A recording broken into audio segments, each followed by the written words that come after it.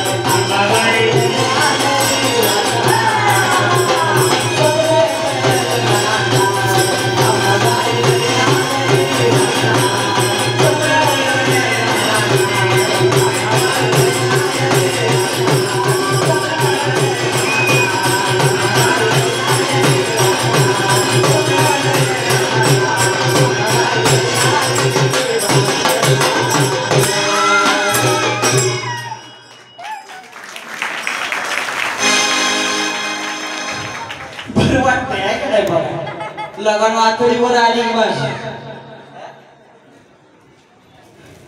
त्या वाघाने ठरवले महाराजांची जिरवायची हे ढिले झालं का काय नाही नाही खाली पडत नाही मावशी एवढंच बघायला बसली महाराज एवढा उधळतोय म्हणणार कधी एकदा लुगडं भेटते महाराजांची चेष्टा होती हात वागले फिटत नाही ते जंबान बर कसं वाटलं आंबाबाईचा झोपवा बघा अनाथ नवलाई प्रगटली भवानी आजचा म्हणजे महिषासुरमर्दिनी ना आजचा जोगवा मी मागला बघा ज्यांनी ज्यांनी एकदा दान धर्म केलाय का नाही टाळ्या वाजवायचा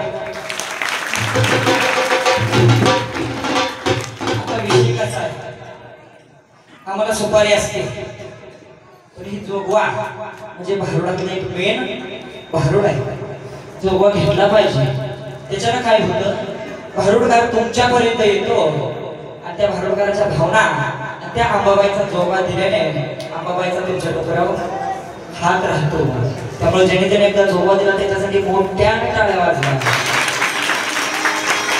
आता तक्षीवाला आता ऑर्गनवाला यांच्यासाठी एकदा मोठ्याने टाळ्या वाजवा तुमच्या गावातले टाळ करी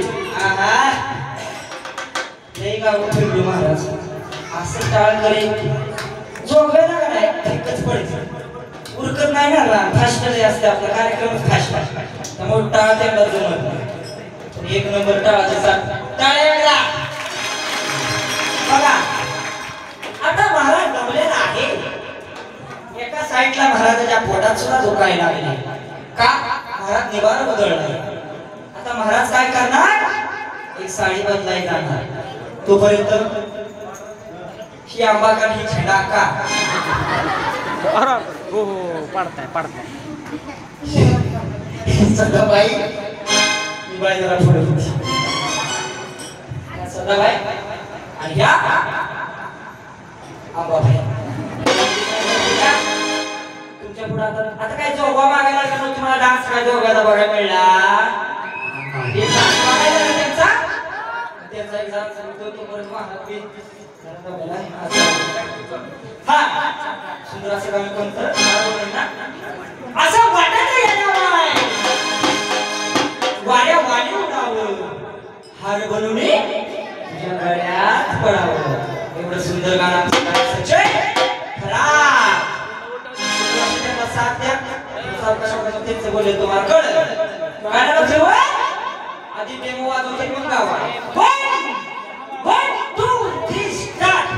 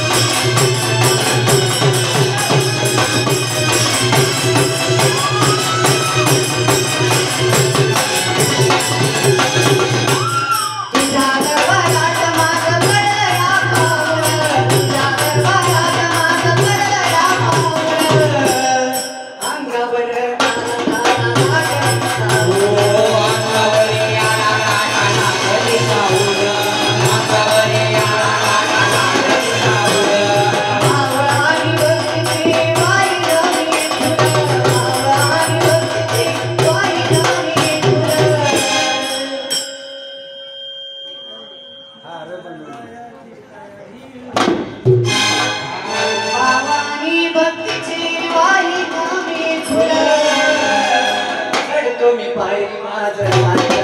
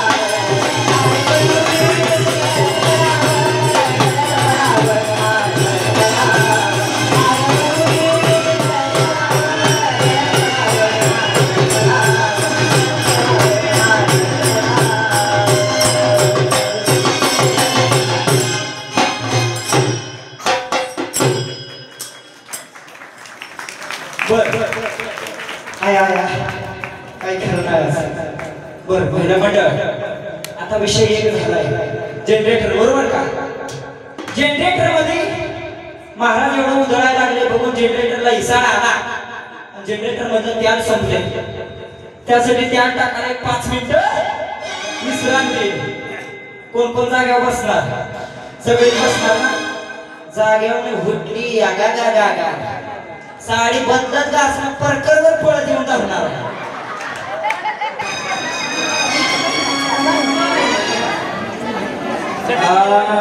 सुयागे बोगे काळी भोगे तुझ्या तुझ्या तुझ्या म्हाताऱ्याला खेळणारा खोळखोळा घे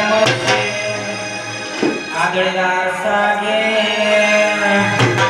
टकलीला कागवा घे उघड्या नागड्याला कापड घे कुंकू घे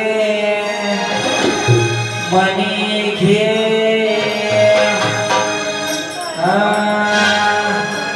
दाताचं दात पण घ्या ग कोणी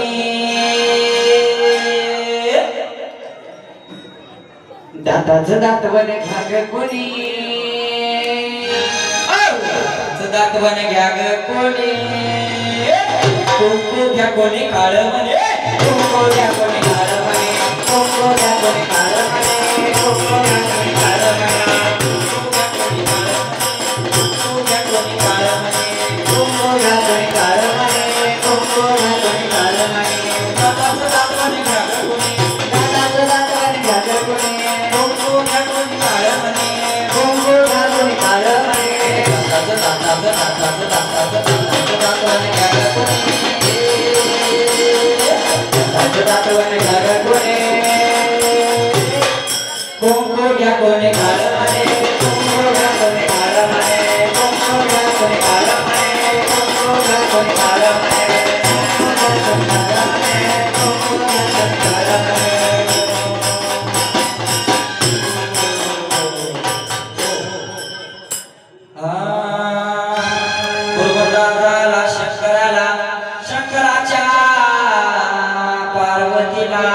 श्री गणेश उद्रासी आला प्रथम पूजते मी होता याला बघा महिला मंडळ आता ही भुरगुंडा म्हणजे काय असते हे फक्त तुम्ही शांतपणे ऐकलं पाहिजे ही दिवागत करा हा भुरगुंडा काय असते हे तुम्ही शांतपणे ऐका कारण की आतापर्यंत तुम्ही कॉमेडी बघितली हसणं खेळणं नाच बघितला डान्स बघितला यापुढे पण आहे पण आता हा भुरगुंडा नेमका काय आहे कशावर आधारित आहे ते तुम्ही शांतपणे बघितलं पाहिजे बघा कोणत्याही शुभ कार्याची सुरुवात करताना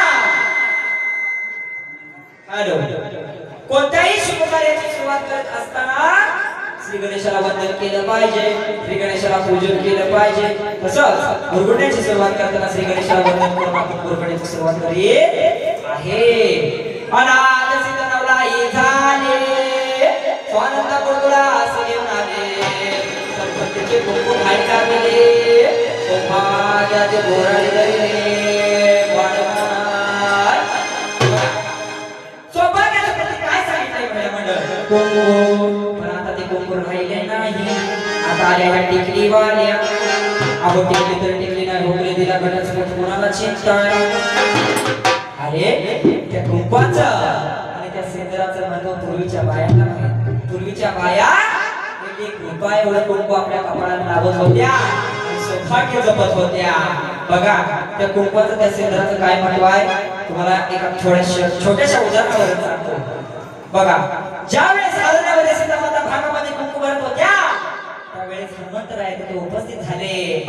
हात जोडून विचारलं आई साहेब तुमच्या अंगामध्ये तुमच्या कपाळावरती जे तुम्ही कुंकू लावता जे सेंदूर लावता त्या कुंकवाचं त्या सेंद्राचं महत्व काय आहे. त्यावेळेस सीतामाता हनुमंतरायला सांगतात अरे बाळा हनुमंता महिलेच्या कपाळावरती महिलेच्या भांगामध्ये जेवढं सेंदूर मोठं जेवढं कुंकू मोठं तेवढं आपल्या धन्याचं आयुष्य तेवढं आपल्या धन्याचं आयुष्य मोठं. अरे एवढा ऐकताच माझ्या हनुमंतरायाने आपलं सेंदूर अंगावरून भेटला झाले. पण आता ते टिकली राहिली नाही. आता जवळ टिकली काढून बाथरूमच्या भिंतीला चिटकावते. काढ टिकली की चिटकाव बाथरूमच्या भिंतीला.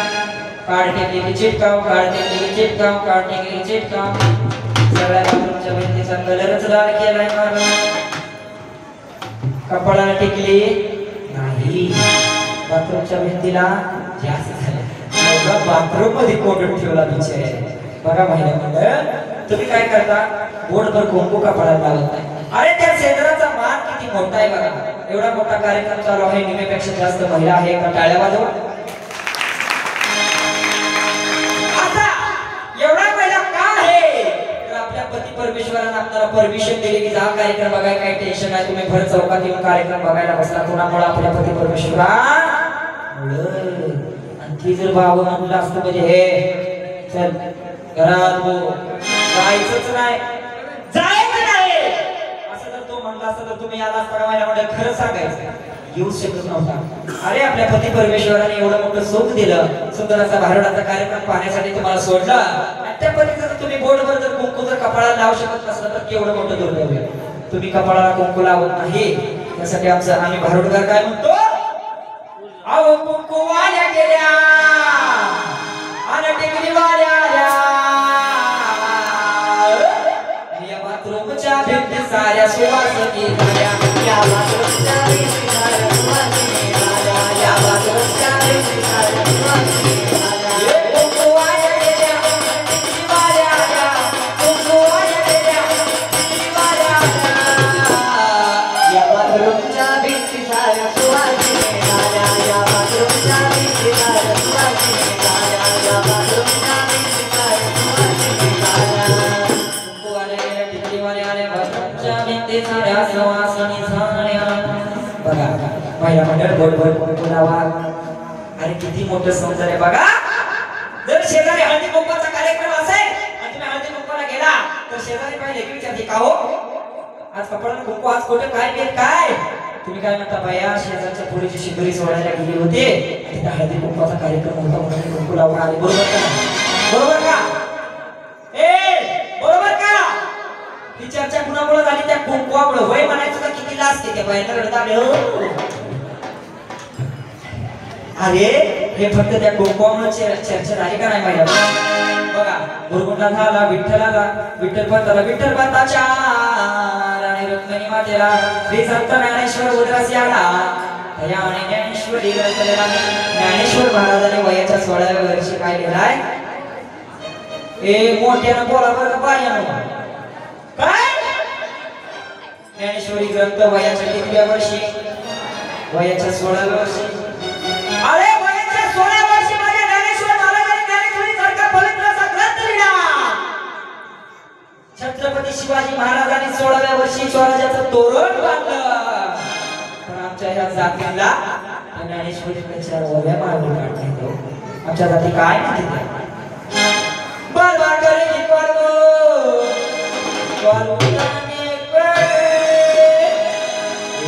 भुलाती है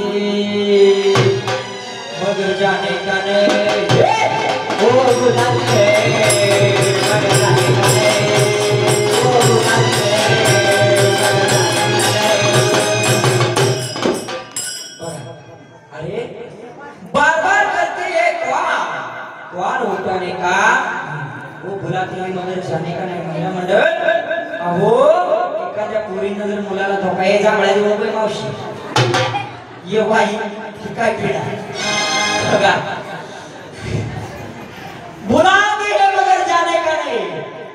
पोरग काय म्हणते बुलाते हैं मगर जाने का नाही। मावल्यानो अरे एवढंच प्रेम करायचंय ना जन्मदात्या आईवर करा एवढंच प्रेम करायचंय ना रक्ताच्या नात्याच्या फेनीवर प्रेम करा एवढंच प्रेम करायचंय ना तुमच्या आजी आणि आजोबावर प्रेम करा रे आजी आणि आजोबावर प्रेम करा।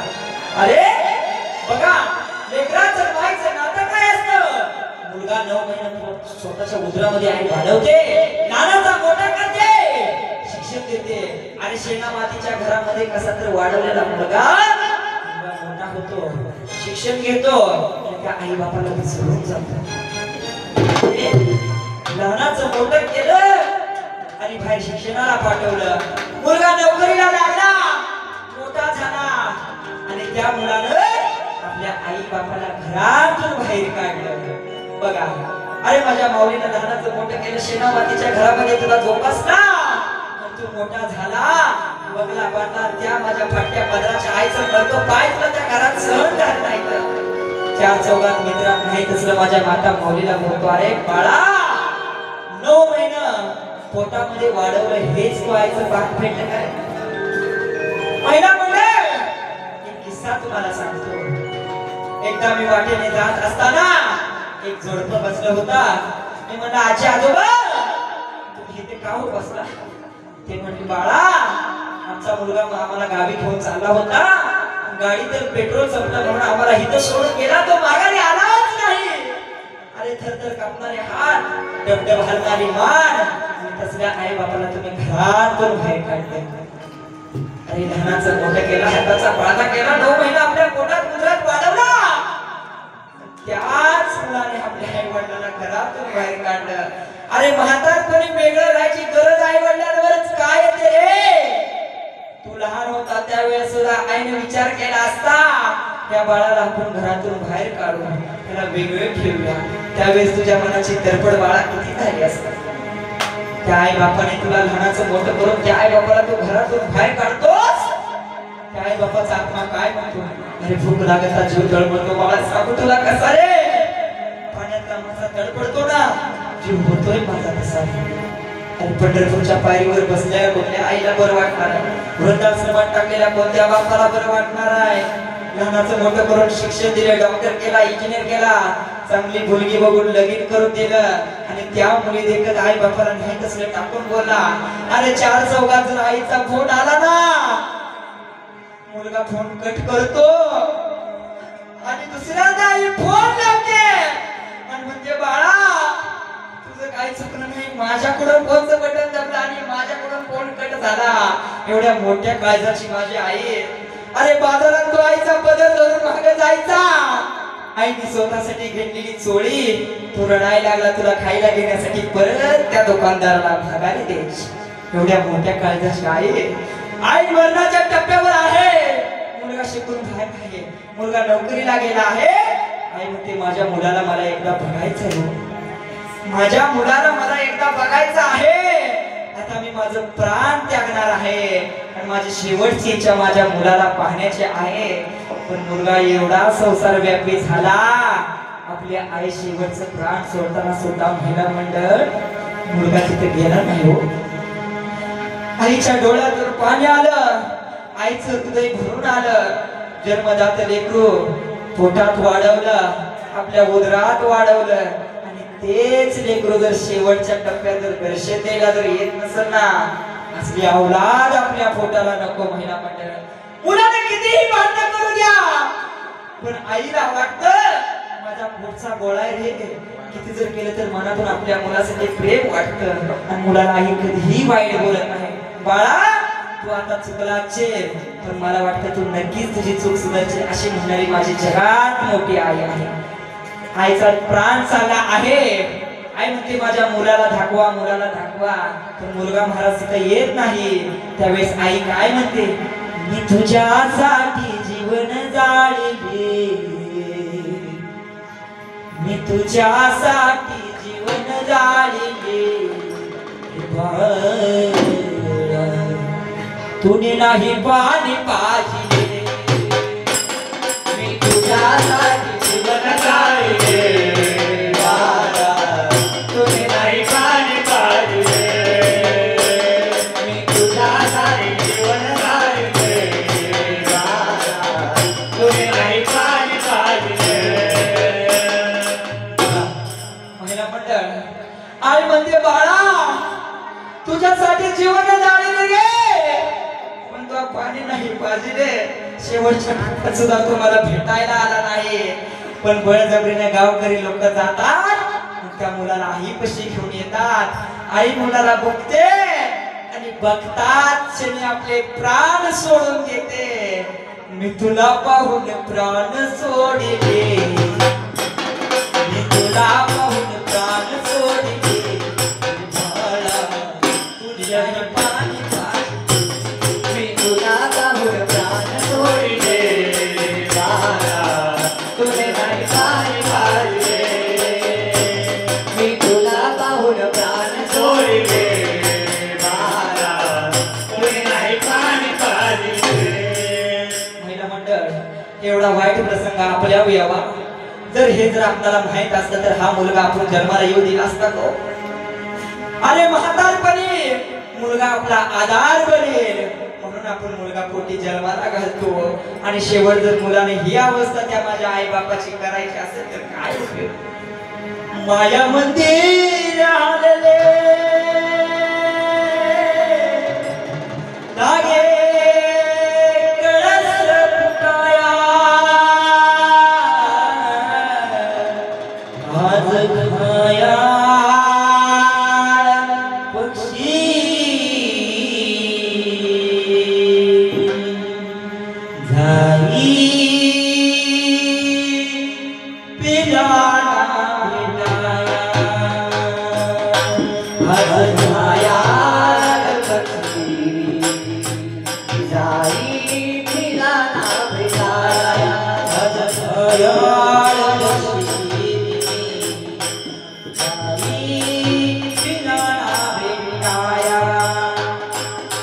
आज घायाळ कशी जाई मिळाला भेटाया. हो आई म्हणजे घायाळ पक्षीने. मावशी आई म्हणजे घायाळ पक्षीने आपल्या बाळासाठी तिचा आत्मा घायाळ झालेला आहे. जरी ती जरी मेली ना, बाळ रडतो तेव्हा आई आत्मा होऊन जाते. अरे बाळा तू रडू नको रे, तू जरी रडला ना माझ्या आत्म्याला शांती मिळायची नाही रे बाळा, माझ्या आत्म्याला शांती मिळायची नाही. त्यासाठी तू रडू नको. तिनं बांधल घरट नाही सावा बाळा, तिनं बांधल घरट नाही सावा बाळा. घेऊन या पंखाखाली अधिकारा भरविला, घेऊन या पंखाखाली अधिकारा भरविला. धूर उडाली वाकडे, धूर उडाली वाकडे, वादळ आलीच भेटाया. घायाळ कशी जाई मिळाला भेटाया, माझं घायाळ कशी जाई मिळाला भेटाया.